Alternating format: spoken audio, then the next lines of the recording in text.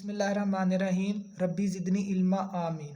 आज जो है वो हम ग्लोबुलर प्रोटीन इसको डिस्कस करने जा रहे हैं। सबसे पहले जो है वो लर्निंग जो है वो ऑब्जेक्टिव देख लेंगे हमने क्या क्या डिस्कस करना है आज। सबसे पहले ग्लोबुलर हीम प्रोटीन इसको हम देखेंगे थोड़ा सा। देन हम जो है वो हीम स्ट्रक्चर ये जो है ना हमने इसको आज थोरोली देखना है, ठीक है। देन हम जो है वो मायोग्लोबिन का स्ट्रक्चर और उसकी बेस के ऊपर जो है वो हम हीमोग्लोबिन को जो है वो डिटेल में आने वाले लेक्चर में डिस्कस करेंगे, ठीक है। तो सबसे पहले हमारे पास हमारे जिस्म में दो तरह की प्रोटीन्स होती हैं, ठीक है। एक फाइबरस और एक ग्लोबुलर, ठीक है। तो फाइबरस जो है इसका जो है वो स्ट्रक्चरल रोल होता है हमारे जिस्म में, जैसे कि इसमें हमारे पास आ जाती हैं एक्टिन आ जाती है, मायोसिन आ जाती हैं, ठीक है। तो ये हमारे पास स्ट्रक्चरल रोल प्ले कर रही होती है। जबकि जो हमने डिस्कस करनी है वो है ग्लोबुलर प्रोटीन, ये हमारे जिस्म में फंक्शनल रोल जो है वो प्ले करेंगी, ठीक है। जैसे इसमें हमारे पास एंजाइम्स आ जाते हैं, हार्मोन्स आ जाते हैं, एंटीबॉडीज आ जाती हैं। देन जो है वो जिसको हमने आज डिस्कस करना वो यानी कि कैरियर प्रोटीन, जिसमें हीमोग्लोबिन मायोग्लोबिन जो है वो आ जाती हैं, ठीक है। तो ये सारी जो है वो ग्लोबुलर प्रोटीन है। अब जो आगे हमने देखना वो ये कि इसमें नाम से पता चल रहा है कि ग्लोब यानी कि स्फेरिकल की तरह होंगी, ठीक है। तो इसमें अमाइनो एसिड की जो अरेंजमेंट है ना वो डिपेंड करेगी हमारे पास जो आउटर इन्वायरमेंट है ना, एक्सटर्नल इन्वायरमेंट, उसके ऊपर डिपेंड करेगी। जैसा इन्वायरमेंट होगा उसी के हिसाब से जो है वो सरफेस पे अमाइनो एसिड और जो इंटीरियर है प्रोटीन का उस पे जो अमाइनो एसिड है वो यानी कि अरेंजमेंट अपनी चेंज करेंगे। अगर फर्ज करें एक्सटर्नल इन्वायरमेंट हमारे पास हाइड्रोफिलिक है यानी कि पोलर इन्वायरमेंट, तो जो अमाइनो एसिड सरफेस पे आएंगे वो भी हमारे पास पोलर और हाइड्रोफिलिक ही होंगे, ठीक है। तो अगर हमारे पास हाइड्रोफोबिक है तो फिर सरफेस के ऊपर भी हाइड्रोफोबिक अमाइनो एसिड आ जाएंगे। तो ओवरऑल इस तरह जो है ना ये स्टेबिलिटी प्रोवाइड करता है हमारे पास, ठीक है। प्रोटीन को ये अरेंजमेंट अमाइनो एसिड की ओवरऑल जो है वो स्टेबिलिटी प्रोवाइड करती है। अगर एक्वस एनवायरनमेंट में है तो यानी कि एक्वस एनवायरनमेंट में प्रोटीन जो है वो डिसॉल्व होकर जो है वो मूव करेंगी, ठीक है। तो अगर सेल मेम्ब्रेन में है तो सेल मेम्ब्रेन में भी इसी तरह जो है वो अमाइनो एसिड की अरेंजमेंट जो है वो चेंज होगी, ठीक है। अब डिस्कस करते हैं हम हेम प्रोटीन, ठीक है।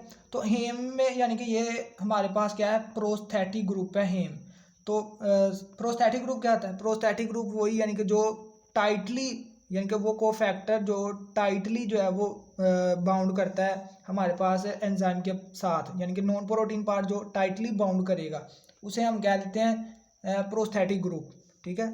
तो इसमें हमारे पास हेम है, हेम प्रोटीन में जो है वो प्रोस्थेटिक ग्रुप हेम होगा हमारे पास। तो हेम का जो स्ट्रक्चर है ना ये इंपॉर्टेंट है, इसको यानी कि हम देखते हैं कि ये किस तरह यानी कि इसकी स्ट्रक्चर किस तरह है इसका। तो सबसे पहले हमारे पास इसमें होता है पायरोल रिंग, ये स्ट्रक्चर दिख रहा है आपको, ये पायरोल है, ठीक है। ये पायरोल होगा, जब ये चार पायरोल मिलेंगे, ठीक है, चार पायरोल मिलके हमारे पास एक पोरफायरिन रिंग बनाएंगे। जब चार मिल जाएंगे तो पोरफायरिन, अगर इसके सेंटर में हम आयरन को भी लगा दें, ठीक है, तो आयरन के आने से जो है वो ये हमारे पास हेम जो है वो हेम बन जाएगा, ठीक है। तो हेम जो है हमारे पास कौन कौन सी प्रोटीन्स हैं जिनमें यानी कि होता है, तो इसमें हमारे पास पहले नंबर पे आ जाती है मायोग्लोबिन, देन हीमोग्लोबिन, साइटोक्रोम और कैटालेज। हेम जो है वो इन सब में सेम ही रहेगा, ठीक है, लेकिन ओवरऑल जो प्रोटीन का फंक्शन होगा ना वो डिफरेंट होगा। किस वजह से, वो हमारे पास ये चेंज जो है ना इसमें अमाइनो एसिड की सीक्वेंस और ओवरऑल जो है ना लेंथ, उसकी वजह से जो है वो फंक्शन जो है वो डिफरेंट होगा हर एक का, ठीक है। अगर मायोग्लोबिन की बात करें तो ये ऑक्सीजन स्टोरेज में इसका मेन रोल है। दैन हीमोग्लोबिन ये कैरियर है जिसमें ये ऑक्सीजन को कैरी करती है, कार्बन डाइऑक्साइड को कैरी करती है, प्रोटॉन्स को कैरी करती है, ठीक है। और देन साइटोक्रोम ये हमारे पास माइटोकॉन्ड्रिया में होते हैं, ठीक है। तो ये ऑक्सीडेशन और रिडक्शन रिएक्शन में जो हमारे पास इलेक्ट्रॉन ट्रांसपोर्ट चेन होती है वहाँ पर जो है वही होते हैं, ठीक है। और देन कैटालेज ये एंजाइम में एक्टिव साइट जो है उसके ऊपर ये हमारे पास हेम स्ट्रक्चर होगा और वहाँ पर ये है वो ये हाइड्रोजन परऑक्साइड की जो है वो ब्रेक डाउन करेगा, ठीक है। तो ये हमारे पास ओवरऑल हमने हेम को देखा कि हेम में क्या है, यानी कि पायरोल है, चार पायरोल मिलते हैं तो पोरफायरिन, और पोरफायरिन में अगर हम आयरन फेरस की फॉर्म में होना चाहिए यानी कि Fe2 पॉजिटिव फेरस, जो फेरिक होता है उसमें हमारे पास 3 पॉजिटिव होता है, तो यहाँ पर हमने फेरस 2 फॉर्म में लेना है और ये ओवरऑल हमारे पास जो है ना ये हेम आ जाएगा, हेम का स्ट्रक्चर। ठीक है, अब ना हम मायोग्लोबिन को जो है वो डिटेल में देखेंगे और इसमें हीम स्ट्रक्चर जो है वो किस तरह प्रेजेंट है उसको देखेंगे।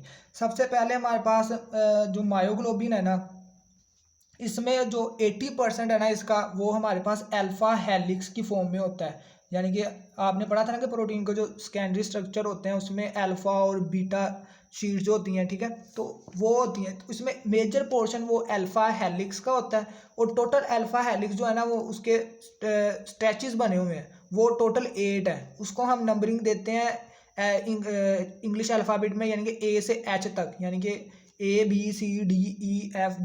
तो ये हमारे पास टोटल 8 बन जाते हैं। ठीक है, तो इन सक्सेसिव टर्न को जो है ना जहाँ पर एक टर्न ख़त्म होता है उसमें लिखा हुआ है कि अमाइनो एसिड, जो मेजर अमाइनो एसिड है वो प्रोलीन है। ठीक है, प्रोलीन जो है ना ये हमारे पास हर एक अल्फा हेलिक्स को जो है वो टर्मिनेट करेगा। ठीक है, तो इसकी क्या वजह है, ये हमारे पास जो प्रोलीन होता है इसमें हमारे पास रिंग होता है। ठीक है, उसमें रिंग स्ट्रक्चर की वजह से जो है वो ये हमारे पास अल्फा हेलिक्स में फिट नहीं हो, चेन में फिट नहीं होता, जिसकी वजह से चेन की टर्मिनेशन में जो है वो इम्पोर्टेंट रोल प्ले करता होता है। ठीक है,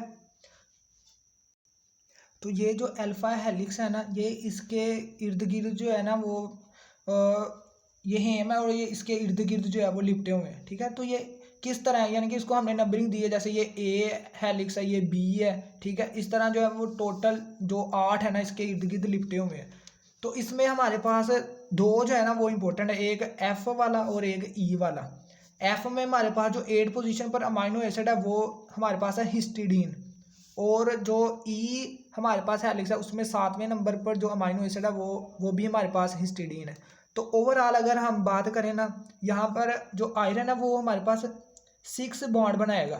ठीक है, 4 जो है वो ये पायरोल रिंग के नाइट्रोजन के साथ बनाएगा और 2 जो है ना वो एक प्लेन, यानी कि ये प्लेनर स्ट्रक्चर है, ये भी याद रखना है कि ये प्लेनर स्ट्रक्चर है। और एक बाण जो है होगा हमारे पास वो रिंग से अपवर्ड, और एक जो है वो हमारे पास ये प्लेनर स्ट्रक्चर के डाउनवर्ड होगा। ठीक है, अगर मैं इसमें ये दिखाने की कोशिश करूं तो ये देख सकते हैं कि ये हमारे पास जो दरमियान में ये हमारे पास आयरन, साइडों पर ये 4 पायरोल, और जो ओवरऑल हमारे पास ये स्ट्रक्चर बना है ये प्लेनर स्ट्रक्चर है। देख रहे हैं आप, ये प्लेनर स्ट्रक्चर है, इसको हम कहेंगे हीम। और इसमें आयरन जो है ना 6 बॉन्ड बनाएगा, 4 तो इसने ये नाइट्रोजन के साथ बना लिए, एक जो है वो हमारे पास आउट ऑफ द प्लेन होगा और एक जो है वो इसके डाउन द प्लेन। ठीक है, जो आउट ऑफ द प्लेन हमारे पास मैंने बताया ना कि ये ई वाला, जो अल्फा हेलिक्स है, वहाँ पर हमारे पास जो हिस्टिडीन होगा उसे हम कहते हैं डिस्टल हिस्टिडीन, और जो हमारे पास इसके जो नीचे हमारे पास ई वाला आएगा, ठीक है, उसे हम कहते हैं प्रोक्सिमल हिस्टिडीन। तो जो नाम से पता चल रहा है कि जो प्रोक्सिमल होगा वो तो इसके यानी कि करीब होगा हमारे पास हेम के, और जो डिस्टल होगा ना वो थोड़ा सा जो है ना अवे होगा। ठीक है, डिस्टल फर्ज करेंगे ये, तो डिस्टल वाला हमारे पास थोड़ा सा अवे होगा, उसके दरमियान थोड़ा सा गैप होगा, और उस गैप में हमारे पास ऑक्सीजन जो है वो बैठेगी। ठीक है, ये यहाँ पर ऑक्सीजन जो है ना, यहाँ पर ऑक्सीजन लोड होके जो है वो, अगर मायोग्लोबिन है तो यहाँ पर स्टोर होगी, और अगर हीमोग्लोबिन है तो यहाँ पर हमारे पास वो यहाँ पर रिवर्सिबली जो है वो बैठेगी, और पूरे जिस्म में जहाँ जहाँ अगर पार्शियल प्रेशर ज़्यादा है तो ऐड, अगर कम है तो हमारे पास जो है वो लोडिंग और डीलोडिंग होगी इसकी ऑक्सीजन की। ठीक है, तो ये मायोग्लोबिन के केस में यानी कि एक हेम और एक ही यानी कि पॉलीपेप्टाइड। अगर हम हीमोग्लोबिन की बात करें तो हीमोग्लोबिन में हमारे पास ये यानी कि 4 पॉलीपेप्टाइड होंगे और 4 ही हेम ग्रुप होंगे। ठीक है, तो ये हमारे पास ओवरऑल जो ये बना है ना, ये हमारे पास एक हीमोग्लोबिन का मॉलिक्यूल है। ठीक है, तो ये एक हीमोग्लोबिन का मॉलिक्यूल बनेगा जिसमें हमारे पास 2 अल्फा चेन और 2 ही बीटा चेन। ठीक है, इसको हम जो है वो नेक्स्ट लेक्चर में डिटेल के साथ जो है वो डिस्कस करेंगे। ठीक है, तो रिव्यू कर लेते हैं कि आज हमने क्या क्या डिस्कस किया। ग्लोबुलर प्रोटीन में हमने अमाइनो एसिड की अरेंजमेंट को डिस्कस किया, देन जो है वो देखा कि स्टेबिलिटी जो है वो प्रोवाइड करती है। देन हमने जो है वो हेम को देखा कि एक पायरोल है, पायरोल 4 मिलते हैं तो पोरफायरिन और उसमें आयरन ऐड कर दें तो हमारे पास ये हेम बन जाता है। आयरन हेम जो है वो, इसमें आयरन जो है वो फेरस की फॉर्म में होता है। फिर हमने देखा कि ये मायोग्लोबिन, हीमोग्लोबिन, साइटोक्रोम और कैटालेज में होता है, ठीक है। इन सब का जो फंक्शन है वो डिफरेंट करता है ये चेन की वजह से। देन जो है हमने मायोग्लोबिन को डिटेल के साथ देखा, जिसमें हमने देखा कि इसमें 8 जो है वो स्ट्रेचेस होते हैं ए से एच तक। देन हमने जो है वो इसमें प्रोक्सिमल हिस्टिडीन और डिस्टल हिस्टिडीन जो अमाइनो एसिड है उसको देखा।